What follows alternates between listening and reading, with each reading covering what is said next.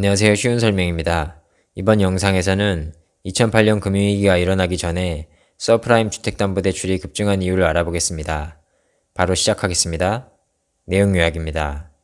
서프라임 주택담보대출에 들어온 이자가 많았습니다.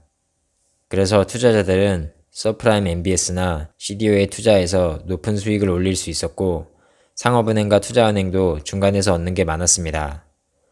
그런데 서프라임 주택담보대출은 연체율이 높다는 위험성이 있습니다.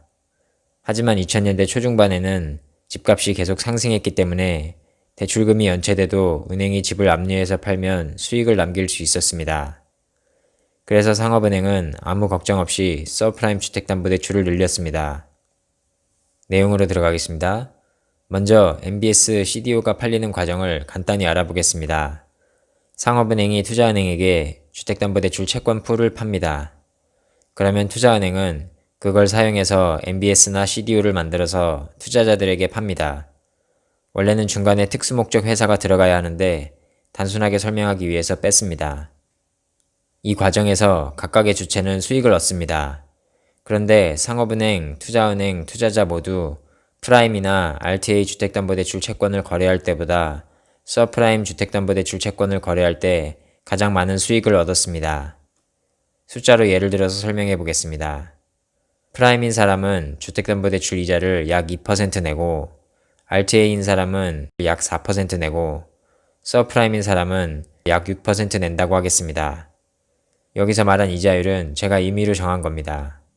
그러면 프라임 주택담보대출 채권으로 만들어진 MBS나 CDO에는 이자가 약 2% 정도 들어올 거고, RTA, MBS나 CDO에는 이자가 약 4% 정도, 서프라임 MBS나 CDO에는 이자가 약 6% 정도 들어올 겁니다.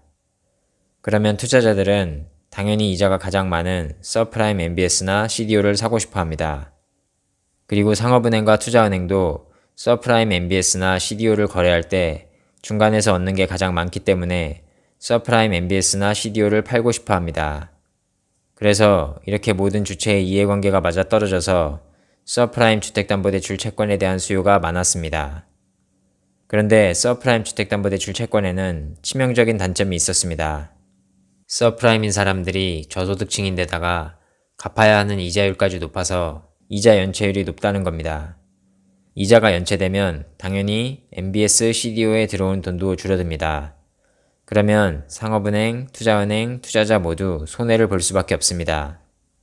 하지만 2000년대 초중반에는 집값이 계속 상승했기 때문에 이 단점이 상쇄될 수 있었습니다.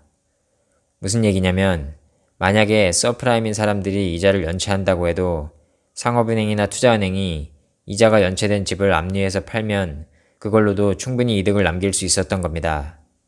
이렇게 계속 상승하는 집값으로 인해 단점이 상쇄되니까 상업은행은 아무 걱정 없이 서프라임 주택담보대출을 늘릴 수 있었습니다. 물론 이것도 한계가 있어서 이자를 연체하는 사람이 점점 늘어나다 보니까 결국은 집값이 내려가 버렸습니다. 그래서 모두가 손해를 봤습니다. 지금까지가 이번 영상의 주제인 서프라임 주택담보대출이 급증했던 이유입니다. 이제부터는 몇 가지 추가적인 내용을 알아보겠습니다. 먼저 금융위기 이전의 미국 신규 주택담보대출 액수를 보겠습니다. 참고로 수치는 제가 대충 반올림 반내림 했습니다. 그리고 1달러당 1200원으로 계산했습니다. 보시면 2003년 370조에서 2004년 640조로 급등한 걸 볼 수 있습니다. 그리고 2005년에 745조, 2006년에 720조를 기록합니다. 이렇게 급증한 이유는 2004년에 투자은행의 부채 비율을 대폭 늘릴 수 있도록 하는 법안이 통과됐기 때문입니다. 그래서 투자은행이 빚을 내서 MBS, CDO를 대량으로 사들였고 상업은행은 그 수요를 맞추기 위해서 주택담보대출을 마구 늘렸던 겁니다.